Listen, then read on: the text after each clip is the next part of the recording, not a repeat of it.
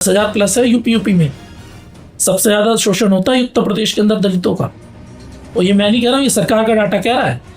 अगर सारे माफिया मर गए हैं तो एक जो हम बात करें अलीगढ़ वालों का क्या हुआ, उनका एनकाउंटर हुआ। पीलीभीत वालों का क्या हुआ, उनका एनकाउंटर हुआ। सहारनपुर वालों का क्या हुआ, उनका एनकाउंटर हुआ। और हाथरस वालों का एनकाउंटर हुआ। अगर एनकाउंटर अगर फेयर है तो फिर कहाँ है वो एनकाउंटर, हमें भी दिखाओ ना, हम भी देखना चाहते हैं। आम आदमी पार्टी ने ये कहा कि हम जो SC के बच्चे हैं, जो पढ़ने लिखने में अच्छे बच्चे हों, उनको विदेश में पढ़ाई कराने लेके जाएंगे। 10 साल सरकार रही। आप बताइए कितने बच्चे भेजे होंगे? मैंने तो नहीं सुना। सिर्फ एक बच्चा भेजा गया, वो भी नेता का बच्चा। नेताओं का मैं नाम लूंगा, अब 10 में से नंबर दीजिएगा। खतरनाक। मेरा नाम चंद्रशेखर का ही ले देता हूँ। 10 में से 9, मायावती 10, राहुल गांधी के 7। मोदी क्या सवाल कर लिया। 4, योगी आदित्यनाथ 3 नंबर, चिराग पासवान 2 नंबर, रेखा गुप्ता, मैं 1 नंबर से ऊपर नहीं। अरविंद केजरीवाल 2 नंबर पे। राघव चड्ढा। अरे सर किन के नाम ले रहे हो आप? 1 नंबर।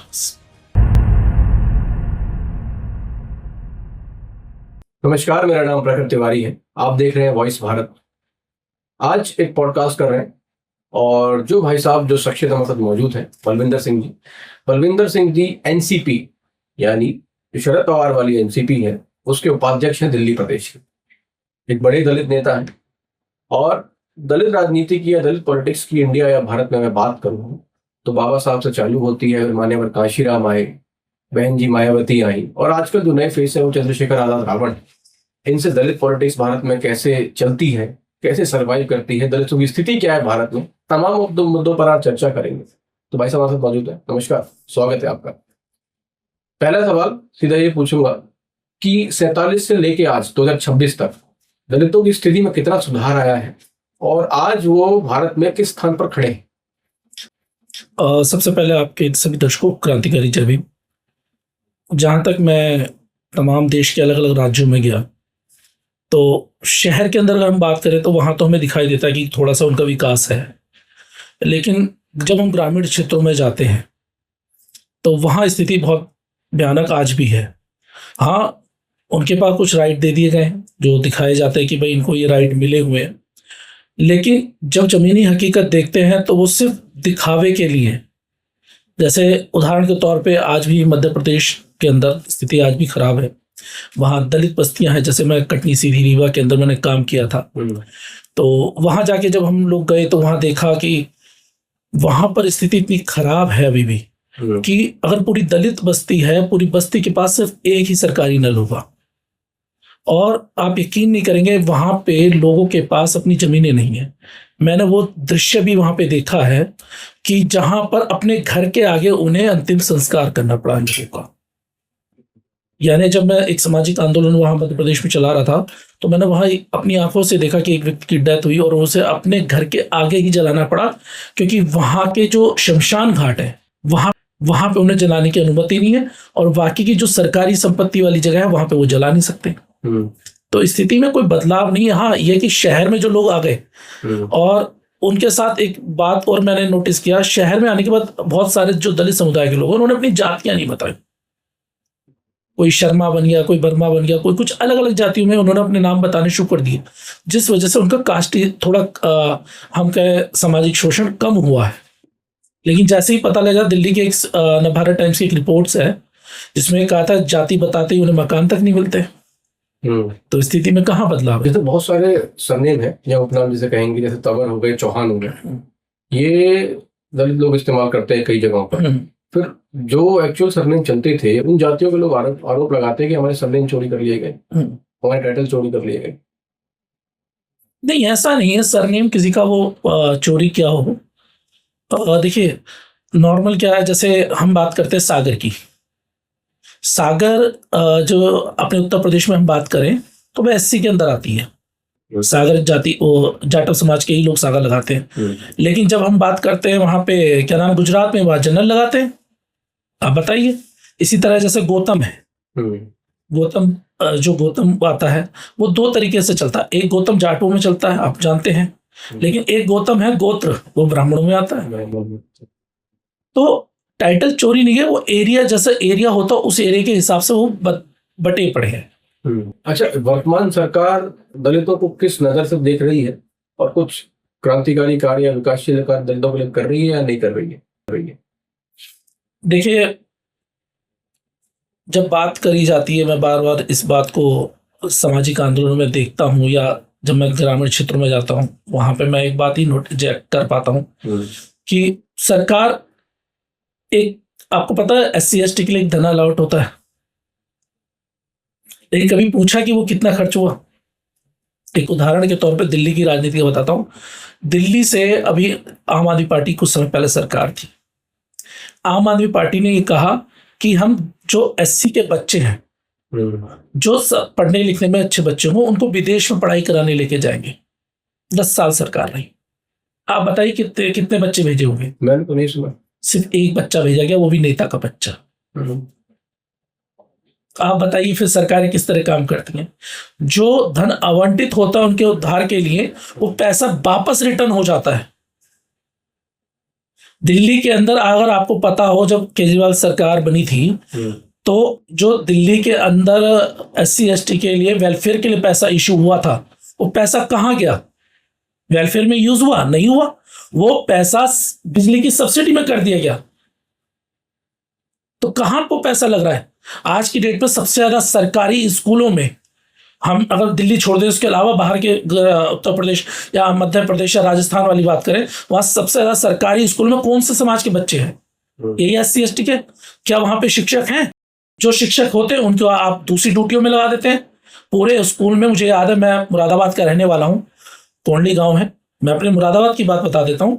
मुरादाबाद, हमारे कोंडली गांव में एक सरकारी स्कूल है, 5वीं तक क्लास है, और 5वीं तक क्लास में 3 टीचर, उस समय जब मैं जाता था तो 3 टीचर होते थे। उसमें से एक टीचर की ड्यूटी लगी रहती थी, एक ऑफिस में बैठा रहता था, एक पूरी क्लास को पढ़ाता था। अब एक टीचर 5 क्लासों को पढ़ा सकता है? मैं भी जाके खाली टाइम में स्कूल टीचर से बात करके, सर से बात करके मैं पढ़ाता था बच्चों को वहां पे। भाई, हमने मांगा क्या है? हम तो सिर्फ इतना ही कहते हैं ना सरकार से। हमारी सरकार से कोई लड़ाई नहीं है, हम सिर्फ ये कह रहे हैं हमें जो मान सम्मान मिलना चाहिए इस देश के साधन संसाधनों पे, जो हमारा हक अधिकार है वो हमें दे दो। हम इससे ज्यादा तो नहीं मांग रहे। हम क्या मांग रहे हैं? समान शिक्षा, समान रोजगार के अवसर, यही तो मांग रहे हैं। और हमारा कहीं जाति का शोषण ना हो हमारे समाज का। हम ये तो नहीं कहते कि भैया आप हमें अपना धन उठा के हमें दे दो। भाई, इस देश में तमाम टैक्सेस जो होते हैं, जो भी सामान इस देश में बिकता है, सब पे टैक्स लिया जाता है ना। उस टैक्स को हम भी भरते हैं ना। तो वो पैसा हमारे पर यूज हो क्यों नहीं रहा? और सरकार जो आवंटित करती है पैसा, वो पैसा लगता क्यों नहीं है? वो पैसा अगर वेलफेयर में लगाया गया होता तो शायद इतनी स्थिति खराब नहीं होती। क्योंकि होता क्या है कि सरकार हो या कोई सामाजिक नेता हो या आंदोलन वाले लोग हों, वो शहर में बैठ के देखते हैं सिस्टम क्या काम कर रहा है। शहरों में बहुत अच्छी स्थिति है, अभी आप जब लोगों के पास कारें भी मिल जाएंगी, मोटरसाइकिल भी मिल जाएगी, सब व्यवस्था है। लेकिन जब हम ग्रामीण क्षेत्रों में जाते हैं तो स्थिति खराब हो जाती है, वहां तो है ही नहीं ना। तो भविष्य कैसे बनेगा? देखिए, कोई भी समाज तब आगे बढ़ता है जब वहां पे एजुकेशन सिस्टम बहुत मजबूत हो। लेकिन हमारी तो नींवों को ही खराब कर दिया जाता है। जब हमारे समाज के पास आज भी खाने के लिए पैसे नहीं, हमारे जो बच्चे आज निकल के आते हैं वो दिन भर काम करते हैं। आप मेरे साथ चलिए, मैं आपको उत्तर प्रदेश के ही ग्रामीण क्षेत्रों में ले चलता हूँ, अलग अलग ग्रामीण क्षेत्रों में ले चलता हूँ। हमारे समाज के जो बच्चे हैं वो 8वीं 9वीं के बाद पढ़ाई क्या करते हैं, छोड़ देते हैं। और छोड़ने के बाद वो बच्चे जाके नौकरी, दिहाड़ी मजदूरी पे काम करना शुरू कर देते हैं। फिर उसके बाद वहीं से दिहाड़ी मजदूरी करने के साथ साथ वो अपना स्कूल में एडमिशन कराते हैं। अब एक बात होती है, एक व्यक्ति सुबह 8 बजे से लग के शाम को 5 बजे तक दिहाड़ी मजदूरी करेगा, उसके बाद वो पढ़ाई भी करेगा, तो कैसे कंपटीशन चलेगा? मैं बार बार सरकार से, हम लोग ये डिमांड करते रहे कि देश के अंदर समान शिक्षा अधिकार होना चाहिए, शिक्षा का राष्ट्रीयकरण होना चाहिए। ये जो प्राइवेट और सरकारी ये दो सिस्टम बनाए हुए खत्म होने चाहिए, क्योंकि इससे सबसे ज्यादा नुकसान होता है। क्योंकि जिसके पास पैसा वो तो जा रहा है। अभी एक रिपोर्ट है, उस रिपोर्ट में कहा गया था कि इस देश की जो सबसे ज्यादा संपत्ति है उसमें 74% संपत्ति पे जनरल कैटेगरी के पास है। जनरल, और उसमें कुछ ओबीसी कुछ जातियां हैं, ओबीसी की भी कुछ जातियां, और बाकी के हमारे पास तो है ही नहीं, तो हम बच्चों को कहाँ पढ़ाएंगे? तो क्या सरकार अगर हमारे वेलफेयर के लिए काम करती तो शायद ये स्थितियां होती हमारी। थोड़े बहुत रोजगार के अवसर हमें मिले थे, 4th क्लास में सरकारों ने वो भी खत्म कर दिया। जैसे मैं पिछले 2024 के लोकसभा चुनावों की बात करूंगा, यूपी में जो अखिलेश यादव 38 सीटें लेके आए, उसमें एक बड़ा रोल दलित समुदाय का माना जाता है। एमआई कॉम्बिनेशन भी उन्होंने उसमें लगाया। तो उस समय उन्होंने भाजपा सरकार को ये कहकर पोर्ट्रे किया काफी जगहों पर, जैसा अयोध्या का चुनाव जीता, कि ये आरक्षण विरोधी सरकार। तो आपको लगता है ऐसा कि भाजपा सरकार जो आरक्षण विरोधी है? देखिए, सरकार कोई भी आ जाए, ये हालात कांग्रेस के शासनकाल में भी रहे और ये हाल भाजपा के शासनकाल में भी है, और मैं तथ्यों पे बात कर रहा हूं। देखिए, सरकार अगर आरक्षण विरोधी नहीं है तो सरकार को सबसे पहली बात मुझे बताइए कि क्या कहते हैं इसे, उदाहरण के तौर पे एक सिंपल सा मैं आपके सामने रख रहा हूं कि अगर सरकार आरक्षण विरोधी नहीं है तो इनके जो मंत्री हैं, ये जो इनके बड़े बड़े मंत्री हैं, वो लगातार आरक्षण के विरोध में क्यों अपने बयान देते हैं? नंबर एक बात। और आपने देखा वो उन्हीं मंचों पे ज्यादा जाते हैं जहां पर आरक्षण के खिलाफ एक मुहिम चलती है। और सिर्फ आरक्षण की बात क्यों कर रहे हैं हम लोग? आरक्षण का मतलब तो प्रतिनिधित्व है ना, आरक्षण तो बाद में नाम दिया गया है। ये तो सबको समानता बराबर का राइट देने की बात हुई ना, प्रतिनिधित्व के आधार पर हुआ था। जब हमें मौके मिलने की बात होती है तो क्यों दर्द शुरू हो जाता है? चलिए, प्रमोशन में रिजर्वेशन की बात आई, क्यों पीछे है वो है? क्यों नहीं अच्छे वकील हमारे? सरकार के एक मंत्री के ऊपर कोई एक छोटा सा भी केस हो जाता है ना, तो बहुत बड़े बड़े एडवोकेटों की टीम लग जाती है। लेकिन जब यही बात दलितों के साथ होता है ना, जब उनके रिजर्वेशन की बात होती है, तो कोई वकील नहीं होता और हमें पता भी नहीं होता कि कोई केस कोर्ट में ऐसा चल रहा है, क्योंकि एक पक्ष सरकार होती है और एक पक्ष वो होता है जिसने केस किया है। हमें तो तब पता लगता है जब जजमेंट आ जाता है कि ऐसा भी कोई केस हुआ है। तो सरकार को मजबूती के साथ पक्ष रखती। और सिर्फ आरक्षण की ही बात नहीं है मेरे भाई, आरक्षण के अलावा भी कई मसले हैं। लड़ाई सम्मान और स्वाभिमान की चल रही है, और सम्मान और स्वाभिमान में दलित शोषण भी एक इंपॉर्टेंट रोल पैदा करता है। क्या ये सच्चाई नहीं है कि जो एनसीआरबी का डाटा जो कहता है कि पहले जब 2014 तक के आसपास में जो केसेस होते थे वो 47,000 के आसपास में होते थे, जिसके खिलाफ हमने कांग्रेस के खिलाफ भी आवाज उठाई थी। लेकिन अब जब अब की बात करते, जब केंद्र में मोदी सरकार आई, तो वो 50,000 प्लस। कोई भी व्यक्ति जाके एनसीआरबी की साइट पे जाके डाटा चेक कर सकता है। उत्तर प्रदेश की बात आपने करी, क्या उत्तर प्रदेश में हमारा सामाजिक शोषण लगातार नहीं हुआ? आपने घटनाएं नहीं देखी? हाथरस से लेके हाथरस क्यों, पीलीभीत देखिए ना, अलीगढ़ देखिए ना। हमारे पास इतनी वो है, हमारे सरकारी डाटे के आधार पर कहें तो हर 15 मिनट के अंदर हमारे समाज के ऊपर कोई ना कोई सामाजिक शोषण होता है, लेकिन इस पर कोई सवाल नहीं होता। हम किस बात की राजनीति करते हैं? भैया 5 किलो राशन दे दो, कुछ ये दे दो, लेकिन जिसके बच्चे जा रहे हैं दर्द तो उसको हो रहा है। आप अपना पल्ला इसलिए झाड़ लेते हो क्योंकि आप 5 किलो राशन दे देते हो, लेकिन हमसे पूछे जो हमारे बच्चे जाते हैं हमें कितना दुख होता है। मैं बार बार ये बात उठाता हूं कि देखिए, एक हमारा समाज कब तक अपने बच्चों की लाशों को अपने कंधों पर ढोएगा? कब तक अपनी बहन बेटे की इज्जत आबरू को उतरते हुए देखेगा? इस सवाल बनता है। हाथरस का केस आप सबको याद है, कितना बहुत सबके आराम से याद है, लेकिन क्या आपको पता है कि उसके जितने भी वो थे आरोपी तो सब बाहर हैं? वो तो बिल्कुल बाहर। आप समझिए ना, यानी अपराधी हमारे समाज की बहन बेटी के साथ कुछ भी कर ले और सरकार कुछ दिन उसे जेल में डालेगी, उसके बाद पता ही नहीं लगता वो कब निकल गया। योगी सरकार तो बहुत डंका बजाती है कि हमने क्राइम रेट बिल्कुल जीरो कर दिया है, सब इनकाउंटर कर दिया सर। अभी माफिया मार डाले। एनसीआरबी का डाटा देख लीजिए, फिर मैं कह रहा हूँ 10,000 प्लस है। यूपी में सबसे ज्यादा शोषण होता है उत्तर प्रदेश के अंदर दलितों का। और ये मैं नहीं कह रहा हूँ, ये सरकार का डाटा कह रहा है। अगर सारे माफिया मर गए हैं तो एक जो हम बात करें, अलीगढ़ वालों का क्या हुआ? उनका एनकाउंटर हुआ। पीलीभीत वालों का क्या हुआ? उनका एनकाउंटर हुआ। सहारनपुर वालों का क्या हुआ? उनका एनकाउंटर हुआ। और हाथरस वालों का एनकाउंटर हुआ। अगर एनकाउंटर अगर फेयर है तो फिर कहाँ है वो एनकाउंटर? हमें भी दिखाओ ना, हम भी देखना चाहते हैं, क्योंकि हम तो खुद सवाल ये करते हैं। और मैं सरकार से ज्यादा हमेशा अपने लोगों से ज्यादा नाराज रहता हूं। मैं सच बता रहा हूं क्योंकि हमारे समाज के अगर नालायक सांसद और विधायक नहीं होते ना तो शायद ये स्थिति नहीं बनती। बाबा साहब के दिए आरक्षण की बदौलत आप लोग वहां पहुंच गए, लेकिन जिस समाज का प्रतिनिधित्व तो आपको करना चाहिए, तो उनको न्याय दिलाने आप तैयार नहीं होते, आपके पास समय नहीं है। जो मीडिया के अंदर बड़ी बातें आ जाती हैं, जो हाईलाइट हो जाती, वहां तो आप फोटो खिंचाने पहुंच जाते हो, जो मीडिया में नहीं आती उनका क्या। कभी देखते हैं आए दिन खबरें आती हैं, कभी हमारे जो दलित समाज के लोग हैं उनके ऊपर पेशाब तक कर दिया जाता है। मुझे पता है कितने इनकाउंटर हुए, कितने घर तोड़े गए, सिर्फ जाति देख के पेशाब कर देना सर के ऊपर। अच्छा, उत्तर प्रदेश में दलित राजनीति काफी बदली है। बहन कुमारी मायावती जी ने बड़ी मजबूती दी जब वो मुख्यमंत्री बन के आई उत्तर प्रदेश की।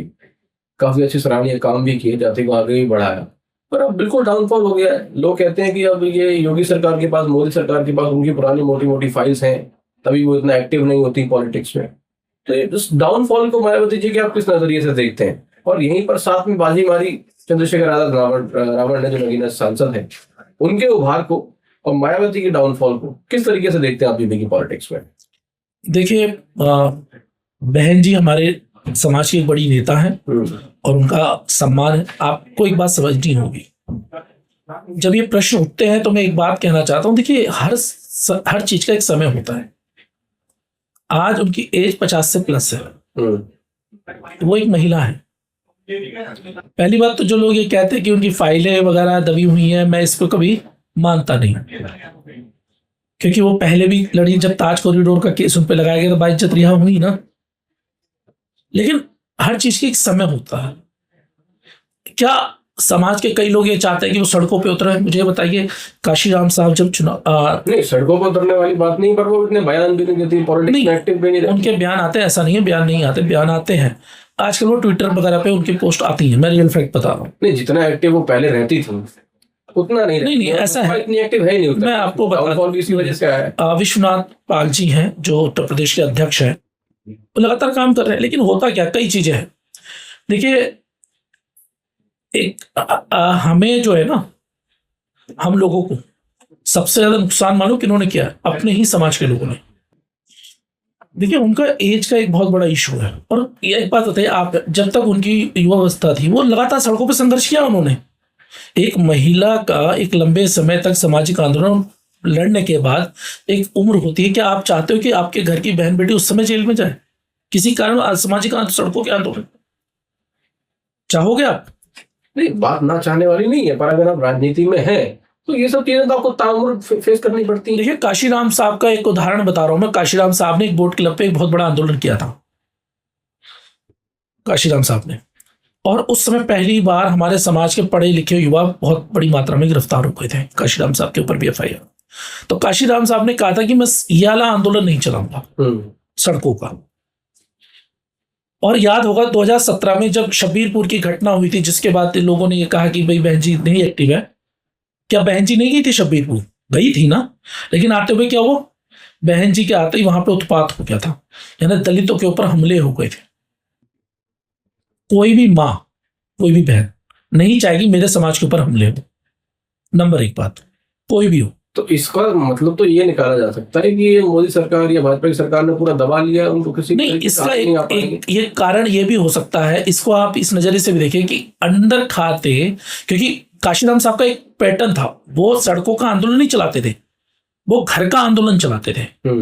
घर घर में जाके जो उसकी पहचान है या मूवमेंट की विचारधारा है उसे समझाते थे वाम सेक्टर के माध्यम से। वो विचारधारा आज भी काम कर रही है। लेकिन हुआ क्या है कि देखिए, दो चीजें बड़ी उभर के आई। एक तरफ चंद्रशेखर आए, इसने अग्रेसिव पॉलिटिक्स करी, और बहन जी की वही पुरानी जो नीति थी उसके अंतर्गत काम करते रही। बसपा ने कभी भी अपना सोशल मीडिया हैंडल तैयार नहीं किया। जो वो काम करते हैं वो लोगों को दिखता ही नहीं है कि वो कुछ कर भी रहे हैं, मीटिंग्स कर रहे हैं।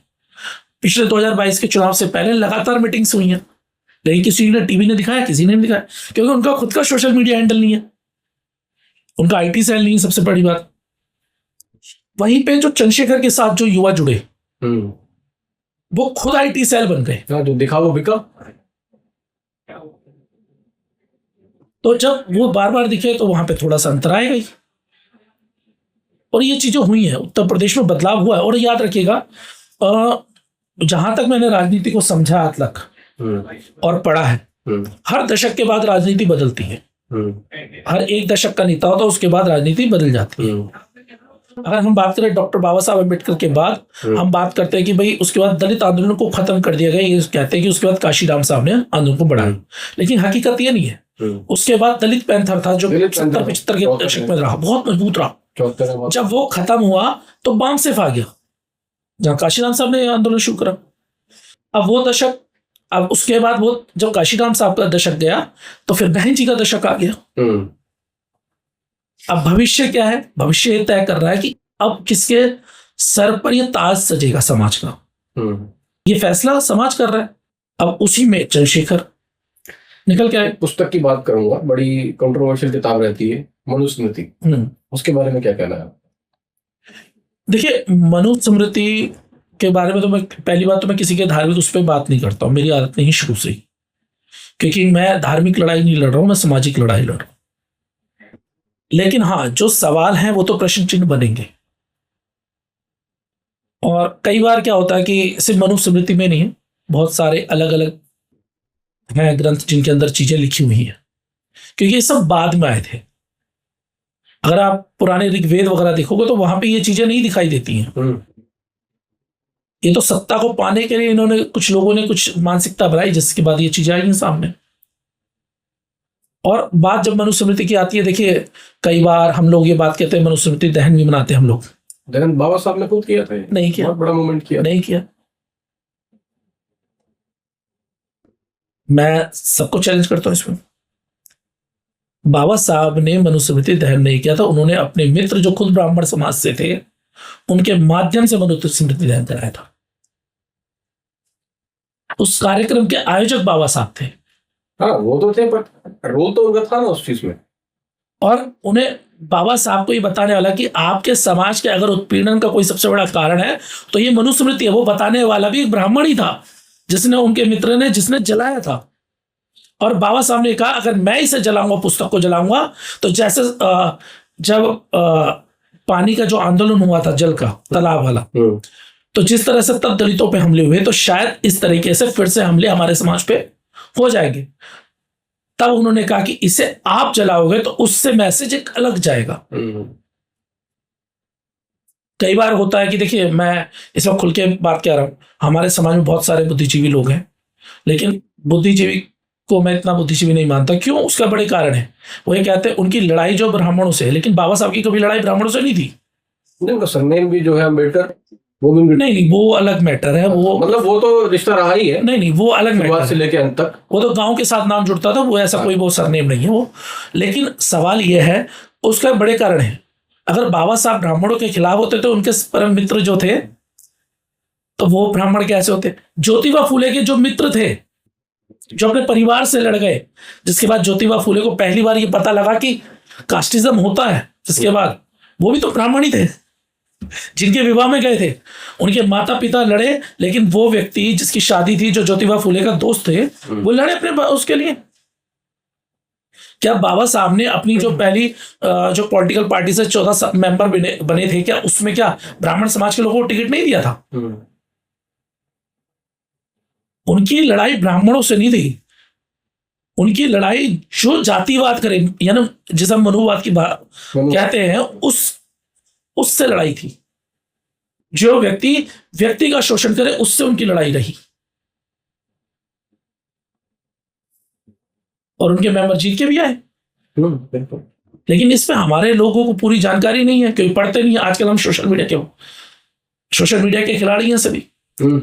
जिसका जो मन आता वो लिख देता है, किताबें हम पढ़ते नहीं। हकीकत यह है, अगर पढ़ी होती तो हमें जानकारी होती।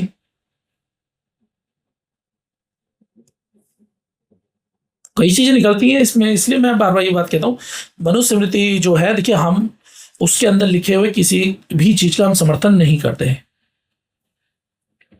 जैसे कई बार लोग कह देते, वो ढोल गवार शुद्ध परशा नारी वाला मामला भी कह देते, कई लोग ये बोल देते सोशल मीडिया पे कि वो मनुस्मृति में लिखा है, जबकि है किसमें? रामचरितमानस पे। तो कई चीजें वहां भी गलत है। लेकिन मैं सिर्फ धार्मिक ना बोल बात करके मैं सीधा सामाजिक बात करूंगा। और सामाजिक में सीधा साफ है, हमारे समाज को जो मिलना चाहिए था वो अभी नहीं मिल पा रहा है। तो आज आज की डेट में सबसे बड़ा लीडर कौन है दलितों का भारत का? मैं खुद इस प्रश्न का जवाब ढूंढ रहा हूं। कोई एक नाम अगर आपको ले लो। देखिए, मैं पर्सनली इस बात को, क्योंकि मैं खुद समझना चाह रहा हूं कौन लीडर है, उसके कई कारण हैं। क्योंकि हमारे अंदर भी हमारे, मैं बार बार शुरुआत में मैंने बोला था कि हमारी लड़ाई अपनों से ज्यादा है, और वही लड़ाई हमारी चल रही है। आप कहते हैं कि दलितों को बड़ा लीडर, इसका फैसला कौन करेगा? जनता करेगी, जनता जैसे लोग करेंगे। अब देखिए, मैं किसी पॉलिटिकल पार्टी का नाम तो नहीं लेना चाहता, लेकिन सवाल है ना, जमीन पर झंडा और डंडा लेके कौन चलता है? दलित समाज का गरीब बच्चा। मानते हैं? तो कोई तो ऐसा होगा जो उनको रिप्रेजेंटेशन दे रहा हो। एक सिंपल बता रहा हूं मैं, इसका जवाब आपको मिल जाएगा। अगर लाठी डंडा FIR केस होते, किस पे होते हैं? गरीब परिवार के बच्चे जो समाज की बात को लेके चलते हैं। लेकिन जब समाज की पॉलिटिकल पार्टियां बन जाती हैं, वो टिकट किसे देते हैं? क्या उन लोगों को देते हैं किसी को भी जिन्होंने सामाजिक आंदोलनों में भाग लिया हो? वो टिकट किन्हें दिए जाते हैं? वही पूंजीपतियों के राज जी। जो लोगों ने वो दुख दर्द झेला ही नहीं, जिन्होंने कास्टिज्म देखा ही नहीं, उन्हीं को आप टिकट दोगे तो फिर क्या है कि हमारे नेता? ये सवाल बनता है ना। भाई, अगर सांसद का बेटा ही सांसद बनेगा, विधायक का बेटा ही विधायक बनेगा, ये तो पूरी पॉलिटिकल प्रॉब्लम है, इसमें कोई नहीं, हाँ, कारण नहीं है। देखिए, हम दूसरी पॉलिटिकल पार्टी पे हम बात नहीं कर रहे हैं, हम ये बात अपने समाज की बात कर रहे हैं। दूसरों को मिला, हमारे समाज को कुछ नहीं मिला है। हमारे समाज के बच्चे मरते हैं, हम अपने बच्चों की लाशों को उठाते हैं, हम अपनी बहन बेटी की इज्जत आबरू बचाने के लिए रात दिन लड़ते हैं, उन्हें न्याय दिलवाने के लिए। दूसरे का अगर एक छोटा सा भी केस हो जाता, सारे मीडिया में हल्ला हो जाता, सारे राजनीतिक दल वहां खड़े हो जाते हैं। हमारे केसेस में ऐसा नहीं होता है। तो नेता कौन, इस पे तो सोचना पड़ेगा ना। यही बात तो मैं आपसे कह रहा हूं कि भाई, हम लोग जो है, हमारी असली लड़ाई हमारे लिए दूसरे से ज्यादा पहले अपने घर में जो गंदगी फैली हुई उसे साफ करने की आवश्यकता है। कोई एक तो नजर आता होगा, बहुत सारे नेता हैं, चिराग पासवान है, रामदास आठवले हैं, मायावती हैं, चंद्रशेखर है। देखिए, मैं तमाम पॉलिटिकल पार्टी के नेताओं से मिला हूं, मैं रियलिटी बता रहा हूं। और मुझे याद है 2018 में चाहे राहुल गांधी रहे हों, राहुल गांधी जी हैं, उस समय ममता बनर्जी हों, तमाम देश के बड़े बड़े लीडरों ने मुझे उस समय बुलाया था, और सब ने ये कहा हम दलितों के लीडर हैं। सभी ने बोला, और वो कहते हैं हम चाहते हैं दलितों को उद्धार हो, लेकिन उद्धार नहीं हुआ। किसी के विचार थे उद्धार करने लायक? मैं पर्सनली बताऊं तो जैसे राहुल गांधी से मिला, अहंकार टाइप था उस समय, तो बहुत ज्यादा अहंकार था। अच्छा। पर्सन मिला था, वो फोटो मेरी सोशल मीडिया पे डली हुई है। ये SC/ST जब हमारा आंदोलन चल रहा था, तो उस समय हमने 9 अगस्त को दोबारा से भारत बंद की कॉल दी थी। जब 9 अगस्त को दोबारा से बिल पास हुआ था 2018 में, तब हमारी मुलाकातें सबसे हुई थी। लेकिन कहने में और जमीन पे दिखने में अंतर है। 18 के बाद तो 2 चुनाव हार गए, थोड़ा इनका कम हो गया होगा। तो अब तब के राहुल में और अब के राहुल में अंतर है, वो साफ दिखाई देता है। इसी तरह चंद्रशेखर मेरा पुराना दोस्त रहा है, 2015 से हम लोग जानते हैं एक दूसरे को, और तब हमारे में कुछ बीच में 2019 में हमारे में मनमुटाव भी आया और कुछ चीजें भी सामने आई। लेकिन हाँ, लगता है कि अब एक तरफ अगर आज भी बड़ी बात करूं तो बहन जी एक सबसे बड़ी नेता है हमारे समाज की। मैं पर्सनली बात करूं तो पर्सनल बहन जी सबसे बड़ी नेता हमारे समाज की, और अब उसी राह को कहीं ना कहीं धीरे धीरे चंद्रशेखर भी धीरे धीरे पकड़ रहा है। चलिए, एक लास्ट राउंड करते हैं। कुछ नेताओं को मैं नाम लूंगा, आप 10 में से नंबर दीजिएगा, केवल एक नंबर बताना है, कोई एक्सप्लेनेशन नहीं आपको। बड़ा खतरनाक है। मेरा नाम चंद्रशेखर का ही ले देता हूँ। पिछले लगातार जिस तरह से काम कर रहा है, बस एक नंबर बताइए, कोई एक्सप्लेनेशन नहीं चाहिए। 10 में से? नो। मायावती 10। मायावती के बाद आते हैं राहुल गांधी के। पहले और अब में अंतर आज का बताइए। आज का 7। मोदी क्या सवाल कर लिया। 4। योगी आदित्यनाथ देखिए, जहां मेरे समाज का शोषण हो मैं उसे एक्सेप्ट नहीं करूंगा, चाहे कोई भी हो।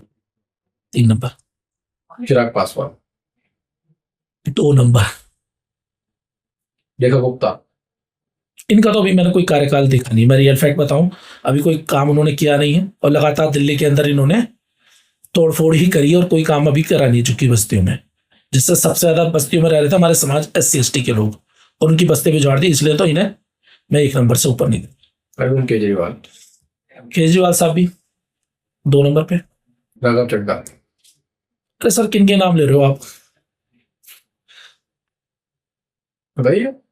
किन के नाम ले रहे हो? जो जिसे बनाया उसी को छोड़ो भाग जाओ, उसे क्या? वो राजनीति तो इसी टिकी हुई है, कोई कभी यहाँ कोई कभी वहाँ। आप नंबर दीजिए। 1 नंबर बस। चलिए, बहुत बहुत धन्यवाद हमारे साथ आप जुड़े आज और आपने अपने विचार रखे। बहुत बहुत शुक्रिया। दर्शकों, एक रविंदर सिंह जी थे, इन्होंने दलित राजनीति को बहुत अच्छे ढंग से समझाया। अगर आपके मन में भी कोई सुझाव हो, कुछ कमेंट्स हो, अगली बार जब इन्हें बुलाए तो क्या सवाल इनसे पूछे जाने चाहिए, आप जरूर हमें कमेंट सेक्शन में बताइएगा और सब्सक्राइब जरूर कीजिएगा। मेरा नाम प्रकृति तिवारी है, आप वॉइस भारत देख रहे थे। बहुत बहुत धन्यवाद।